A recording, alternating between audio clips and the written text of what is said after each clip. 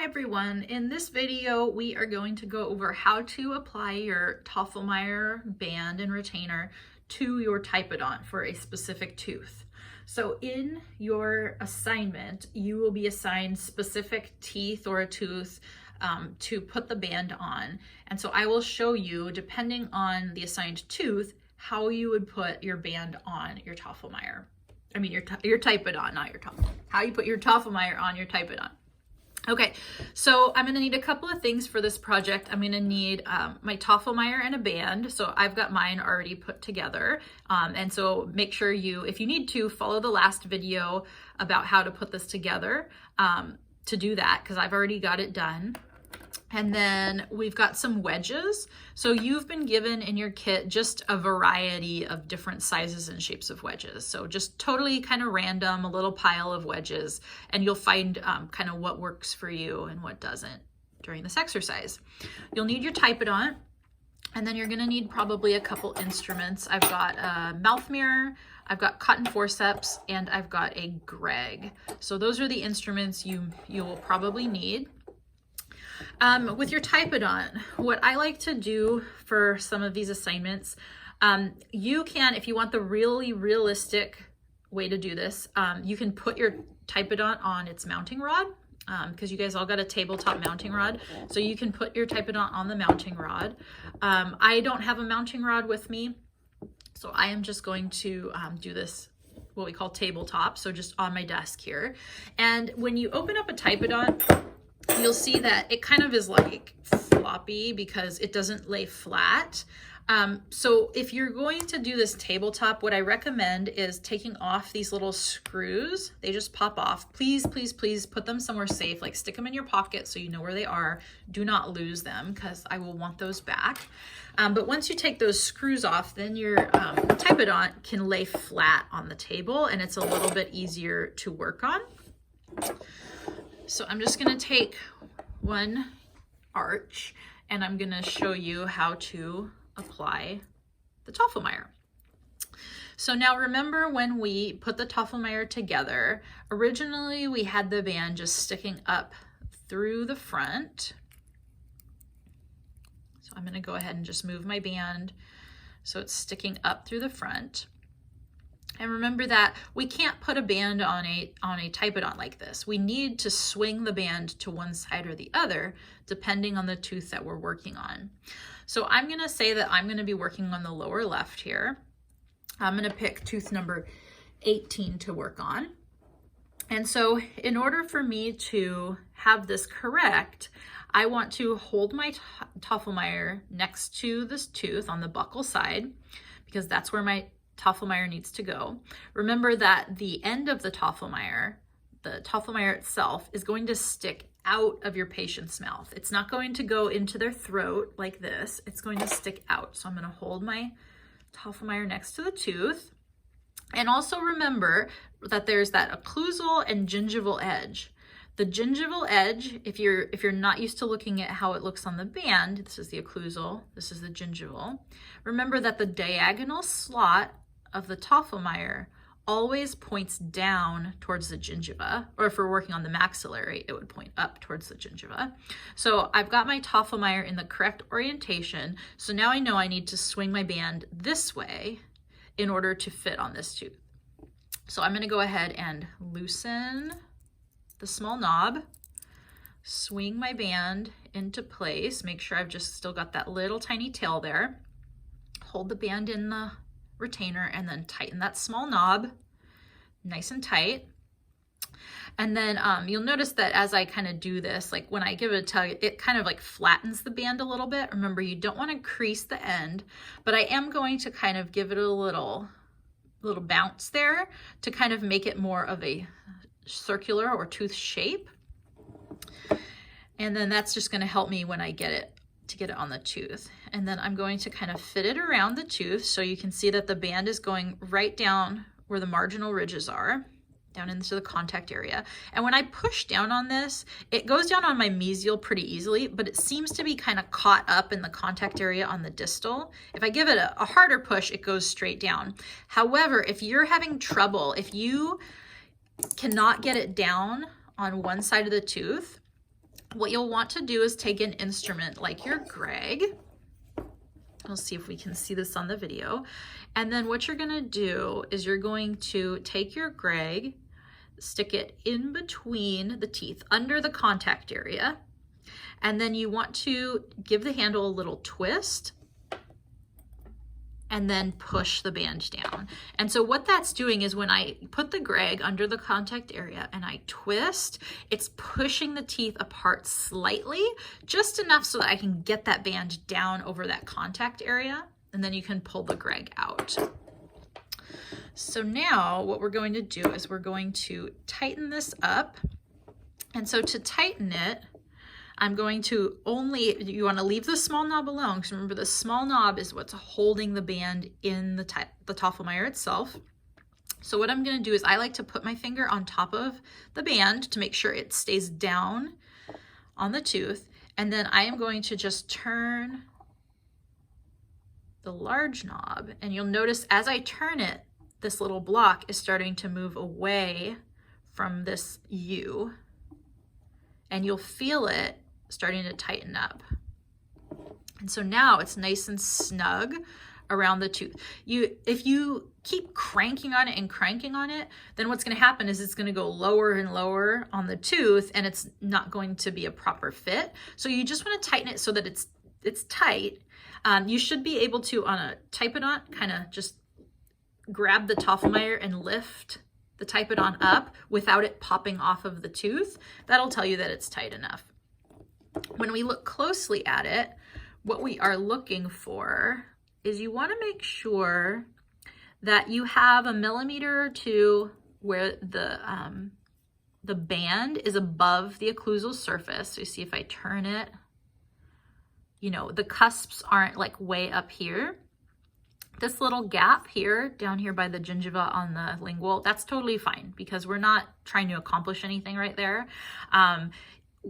This tooth is not prepped, but this could be an MO, a DO, or an MOD filling. And what we're wanting is to make sure that band is all the way down interproximally so that it actually covers that space and is going to do its job, which is to create a wall for our filling.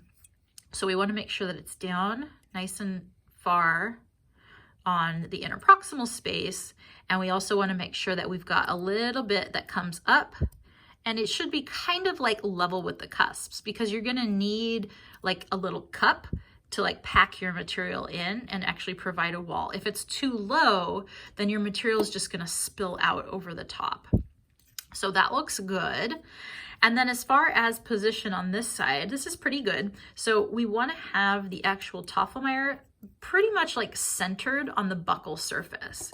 So what I don't want to see is it pushed all the way into the distal contact area, or, you know, kind of like scrunched into the mesial. You want it just kind of right in the center of the buccal surface. And I'll tighten it up again. There we go.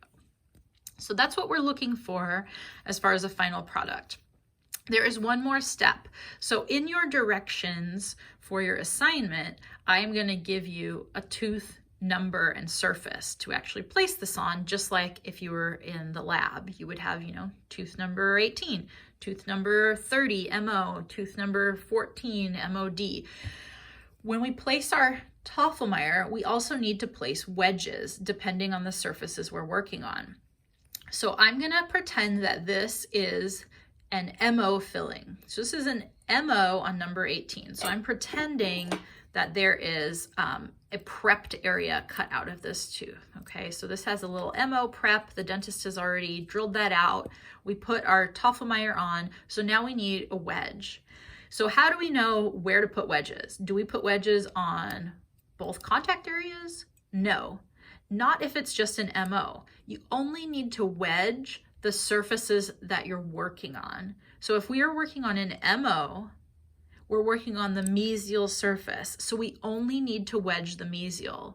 You don't need to put any wedge on the distal because it serves no purpose for us for this filling because we're not working on the distal. Hopefully that makes sense. Because what the wedge is going to do is the wedge is actually going to help just give this band a little extra push up against the surface of the tooth to really seal the bottom of what we call the box. So when we prep the tooth and that prep goes down into the mesial area, down towards the gingival, that's the box. And we want to make sure that the bottom of that box is sealed really good. So the band is pushed right up against the tooth so that none of the filling material spills out between the band and the tooth, because that's what we get, what we call an overhang. So the wedge is what's going to help us do that. So we want to get a really nice fitting wedge in there to help put pressure on that band up against the side of the tooth.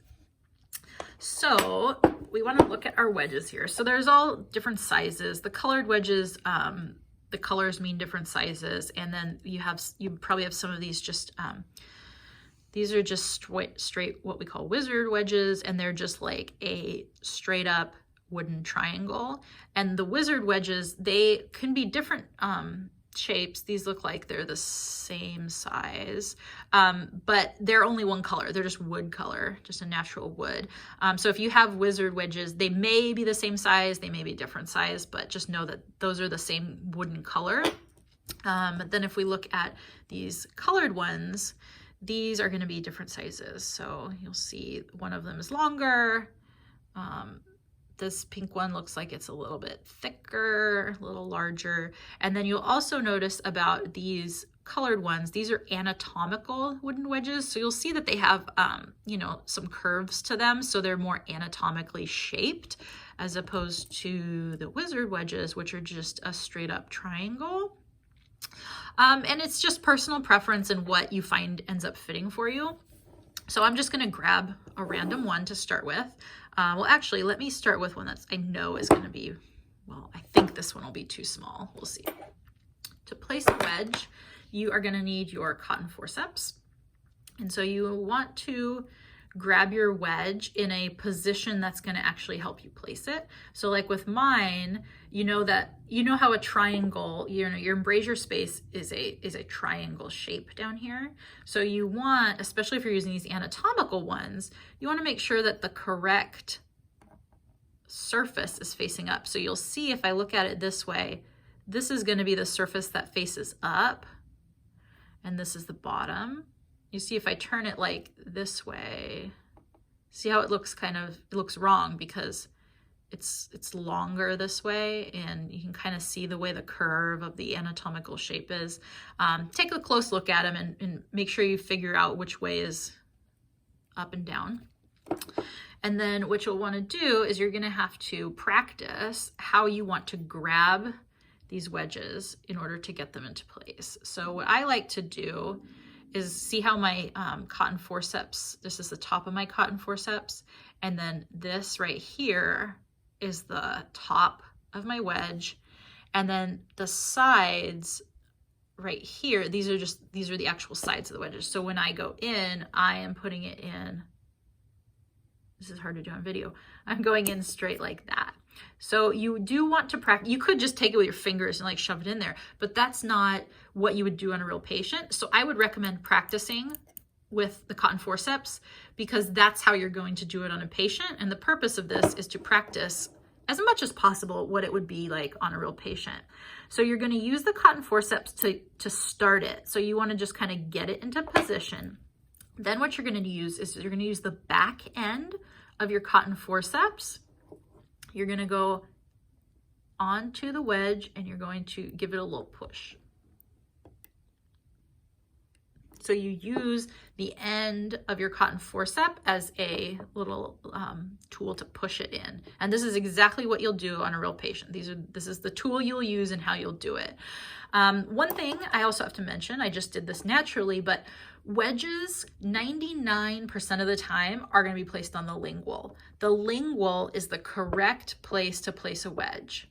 When I say 99% of the time, there's that 1% that you're going to place the wedges on the buccal. So why would you place the wedge on the buccal? Well, as we know, not all human mouths are like a perfect typodont. Human mouths have teeth in different positions, teeth are different sizes, everybody's mouth is different, and you're going to run into people who you struggle getting this into position, and there just may not be space to get that wedge in on the lingual, and so you'll have to go in from the buccal. And that's just kind of like a troubleshooting thing, and you'll just do that as needed. How will you know? Well, you'll know because you're going to try to put a wedge in on the lingual and you're going to be like, this is not working for me. So then it's like, oh, okay, well, let me think outside the box. Let me try it on the buckle, and you can go over to the buckle. When you're working on a Typodont, there's pretty much never going to be a reason to put your wedge on the buckle. So just a FYI. So this wedge, I thought it was gonna be too small, and it actually is a really nice fit. So when I push it in with my cotton forceps, it feels tight, like I feel resistance as I'm pushing it in. And when I look at it now from the top, let me grab my Greg here, you can see that it's like perfect. You've got some wedge sticking out this side here. You've got some wedge still sticking out here, so you know that it's evenly placed.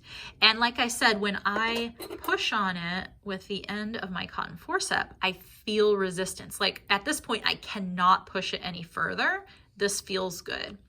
So that's how I know that it is a good fit. Let me try a different one and show you something that maybe is not so much a good fit. And your Typodont, you may not find that the same wedge fits on your Typodont because your Typodont, the teeth might just be like tighter or looser or something. Okay, I think that these pink ones are one of the larger sizes. So I'm gonna go ahead and grab my wedge and I'm gonna kind of put it in there. And then I'm gonna give it a push. And I'm putting quite a bit of pressure on it. And it's only going in so far. So now when I look at this, that's not a very good fit because you can see I've got a ton of wedge sticking out here on the lingual, and think about, you know, your patient's tongue is there and everything. But I also know that that means that there's not much wedge interproximally. So I'm probably not getting a good seal of the band up against the tooth with this wedge. And then I'd love to find one that's too small so I can show you what that looks like. Maybe one of these wizard wedges. We'll see. Let's try this one and see how this goes. That one's pretty good. This one, I would say this one's probably a little bit small. And the reason being that you see that one, when I push this wedge in, see how I'm like, I could still push on this and it can, I mean, I'm only stopped because the teeth are stopping me from going any further, but there's a ton of wedge sticking out on the buckle. So that's telling me that that wedge is just a little bit too small because it's just going too far through, through the tooth. So it's not giving me a good seal again because it's too small. Okay. So that's wedging. Now we were talking about how we only had to place this one on the mesial because this was an MO filling. So remember, same thing for a DO. If it's a DO, you're only going to place the wedge on the distal because that's the surface you're working on. Now, if this was an MOD, you need to place wedges on both sides, okay? Because you're working on both surfaces, mesial and distal, you would put wedges in both spaces. Okay, hopefully that makes sense. And so you want to make sure that when you are placing your Tofflemire, the biggest thing is that it's put together correctly and it's on the right tooth. Let me really quick, I'm gonna loosen this up and I'm gonna put it, well actually, let's do two things. First, I'm gonna show you how to properly take this off, okay? So to properly take a Tofflemire off of a tooth, what you're going to do is you are, you know, again, this is on the tooth. I tightened it up so it's nice and tight. I am going to put my finger on the top of the tooth, and because I'm going to hold the band in place, okay? I'm holding the band down. I'm going to take the small knob and I'm going to loosen. So I'm going to loosen the small knob. So remember, the small knob is pulling the spindle out of that block. So it's loosening the band from inside the Tofflemire. Once I've loosened that a bit, I'm going to keep my finger on the tooth and I'm going to take the Tofflemire and I'm going to pull it off. Okay, so now the Tofflemire is off, but the band is still on the tooth. Why do we do it this way? Well, because especially when you're working with an amalgam filling, you don't want, the amalgam filling takes a while for it to actually set. So even though it seems hard and you may not be able to work with it very much, that filling is still very fragile. And so if we tried to just pull this whole thing off in one piece, there's a good chance or a higher chance that we're going to break one of our marginal ridges and ruin our filling. And trust me, you will break marginal ridges in restorative class and it will drive you bonkers. So you want to do this very carefully so that you don't have a broken marginal ridge or filling. So we've taken off the actual Tofflemire. Now what we're going to do is I'm going to pretend this is an MOD. So I'm pretending that we have filling material on the mesial and the distal. So we need to be really careful when we take off this band. So what I like to do is I do like to use my fingers. You can also use your cotton forceps, but I just feel like I have more control with my fingers, and that way I'm just being kinder to the filling. So I'm going to start on the distal, and what I'm going to do is I'm just going to carefully kind of wiggle this up. I'm just wiggle because it's tight, so you want to wiggle it out carefully. Oh, it just popped off for me. But what you want to do is you want to wiggle it out carefully on one surface, and then you want to carefully wiggle it out on the other. So, you know, pretend well, it's not working for me here. Okay, so I just wiggled it out carefully on the distal, and then I'm just gonna carefully kind of seesaw it up on the mesial. That is the correct way to take off your band if you're working on, if you're using a Tofflemire. That's the correct way. So take the Tofflemire off first, carefully wiggle one end out, and then carefully wiggle the other end out. And if you pull it out, you're gonna risk breaking those marginal ridges. So that's the correct way to do that. So now I want to show you one more thing. I'm going to show you what it looks like if you put the band on wrong. So remember I kind of said that you can reuse these bands. I mean, if it's like super mingled, no, but you could totally still work with this band. And if I'm in lab, I reuse these quite a bit.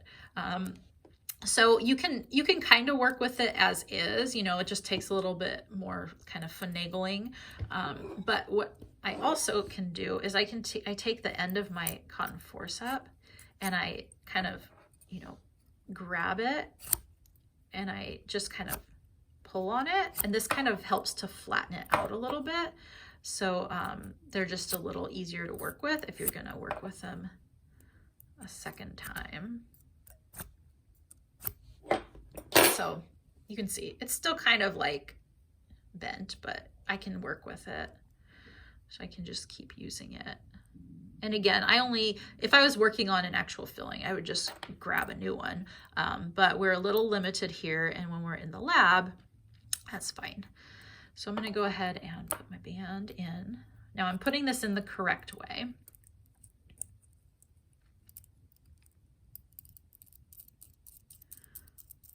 Okay, so I tightened that up. So my band is in the Tofflemire correctly.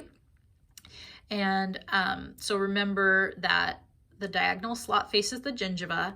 This is the gingival end of the band. This is the occlusal end. So we had put it on tooth 18 here, and that was correct.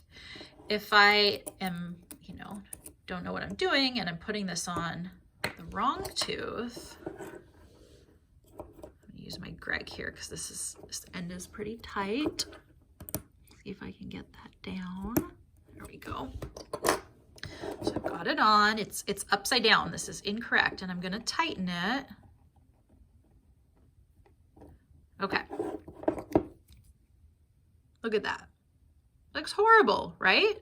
Because the bottom end is the wider end. That's the occlusal end down by the gingiva.